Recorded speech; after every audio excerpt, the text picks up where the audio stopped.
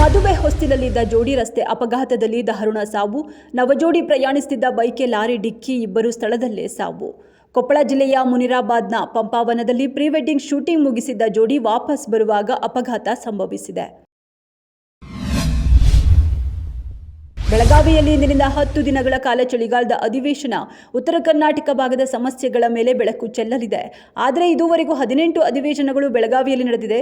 ಆದರೆ ಉತ್ತರ ಕರ್ನಾಟಕ ಭಾಗದ ಸಮಸ್ಯೆಗಳಿಗೆ ಪರಿಹಾರ ಸಿಕ್ಕಿಲ್ಲ ಎಂಬ ಅಸಮಾಧಾನ.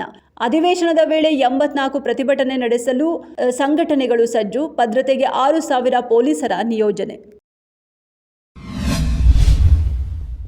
ಬೆಂಗಳೂರಿನ ರಾಂಪುರ ಪೆಟ್ರೋಲ್ ಬಂಕ್ನಲ್ಲಿ ನಿಲ್ಲಿಸಿದ್ದ ಬಿಎಂಟಿಸಿ ಬಸ್ ಅಪರಿಚಿತ ವ್ಯಕ್ತಿಗಳು ರಾತ್ರೋರಾತ್ರಿ ಡೀಸೆಲ್ ಕದ್ದು ಪರಾರಿ. ಡ್ರೈವರ್ ಮತ್ತು ಕಂಡಕ್ಟರ್ ಮಲಗಿದ್ದಾಗ ಬೆಳಗಿನ ಜಾವ 2:30 ಸುಮಾರಿಗೆ ಬಂದ ಕಳ್ಳರು ಕೇವಲ 13 ನಿಮಿಷಗಳಲ್ಲಿ ತಮ್ಮ ಕೈಚಳಕ ತೋರಿಸಿದ್ದು 124 ಲೀಟರ್ ಡೀಸೆಲ್ ದೋಚಿದ್ದಾರೆ. ಕಳ್ಳತನದ ದೃಶ್ಯ ಸಿಸಿ ಕ್ಯಾಮೆರಾದಲ್ಲಿ ಸೆರೆಯಾಗಿದ್ದು ಆವಲಹಳ್ಳಿ ಪೊಲೀಸ್ ಠಾಣೆಯಲ್ಲಿ ಪ್ರಕರಣ ದಾಖಲಾಗಿದೆ. ಸತ್ತಿದ್ದಾಳೆ ಎಂದು ಭಾವಿಸಿದ್ದ ಮಗಳು ಇದೀಗ 2 ತಿಂಗಳ ನಂತರ ಪ್ರತ್ಯಕ್ಷ.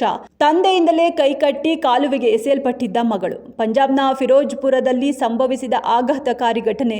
ಮಗಳ ನಡವಳಿಕೆಯ ಬಗ್ಗೆ ಅನುಮಾನಗೊಂಡು ಕಾಲುವೆಗೆ ತಳ್ಳಿದ್ದ ತಂದೆ. ಸಂಬಂಧಿ ದೂರಿನ ಮೇರೆಗೆ ಜೈಲು ಸೇರಿದ್ದ ವ್ಯಕ್ತಿ. ಆದರೆ ಈಗ ಮಗಳು ಪ್ರತ್ಯಕ್ಷವಾಗಿದ್ದು ಅದ್ಭುತ ಬದುಕುಳುವಿನ ಕತೆ ಹೇಳಿದ್ದಾಳೆ. ಪೊಲೀಸ್ ವರಿಷ್ಠಾಧಿಕಾರಿ ಪ್ರಕರಣವನ್ನು ಎಲ್ಲಾ ಕೋನಗಳಿಂದಲೂ ಹೊಸದಾಗಿ ತನಿಖೆ ನಡೆಸಲಾಗುವುದು ಎಂದು ಹೇಳಿದ್ದಾರೆ.